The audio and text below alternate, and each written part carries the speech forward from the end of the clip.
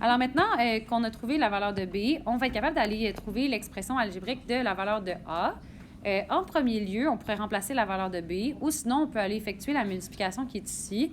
Je vais commencer par aller effectuer x à la 2 fois moins 8 avant de commencer à remplacer quoi que ce soit, parce que visuellement, je trouve ça laid. Alors, ici, on a A fois B, parce qu'il y a vraiment comme une petite multiplication qui est sous-entendue, qui est égale à x à la 2 fois moins 8.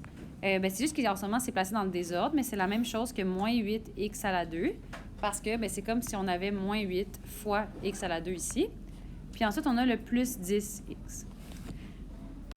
Donc maintenant, ce qu'on va aller faire, c'est qu'on va aller remplacer le b par l'expression algébrique réduite qu'on avait trouvée à l'étape 2. Donc, on va aller remplacer le b par 4x moins 5. Ce qui est important, dans le fond, ça va être de mettre des parenthèses puis de dire que le a, il est multiplié par 4x moins 5. Et ça nous donne moins 8x à la 2 plus 10x. Donc, à partir de maintenant, ce que tu cherches, c'est quoi l'expression algébrique de A? En ce moment, ce que tu te demandes, c'est quelle valeur de A, si tu la distribuais à l'intérieur de ta parenthèse, tu obtiendrais l'expression algébrique qui est ici. Je vais vous donner un mauvais exemple. Par exemple, tu pourrais penser que la valeur de A, c'est, je dis n'importe quoi, 3. Mais c'est pas 3, parce que si tu fais 3 fois 4x, ça donne pas moins 8x à la 2. Puis 3 fois moins 5, ça donne pas plus 10x.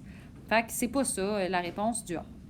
Mais là, vous allez me dire, ouais, mais madame, comment je fais pour savoir c'est quoi la valeur qui est ici? Est-ce que ça veut dire que je fais de l'essai-erreur?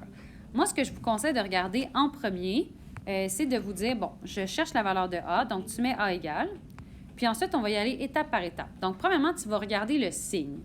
Donc, ici, 4x, c'était positif, puis le terme constant ici était négatif. Maintenant, dans la réponse, celui-là, il est négatif, puis celui-là, il est positif. Donc, on peut s'attendre que sûrement que le A est négatif. Parce qu'un négatif fois un positif, ça fait un négatif. Puis un négatif fois un négatif, ça fait un positif. Donc, maintenant, le signe il est réglé. Maintenant, je regarderai juste les chiffres. Donc, pour passer de 4 à 8 et de 5 à 10, clairement, c'est un fois 2. C'est 2 fois 4 qui va donner 8, puis 2 fois 5 qui va donner 10. Donc là, tu sais maintenant que c'est un moins 2. C'est quand même bien parti parce que moins 2 fois 4, ça fait moins 8. Puis moins 2 fois moins 5, ça fait plus 10. Après ça, ensuite, tu regardes les variables. Le x, maintenant, c'est rendu un x à la 2. Par combien il faut que tu multiplies un x pour qu'il soit maintenant x à la 2? C'est x. Sinon, tu peux le regarder avec celui-là. Si tu fais moins 5 fois... si tu fais moins 2x fois moins 5, ça va donner plus 10x. Alors, c'est ça qui fonctionne. Pour vérifier votre réponse, ce que vous pouvez faire, c'est de remplacer votre A par moins 2x, comme vous pensez que ça donne, et de le tester.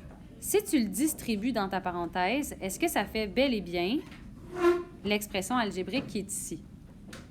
Moins 2x fois moins 4x. Clairement, ça fait moins 8x à la 2.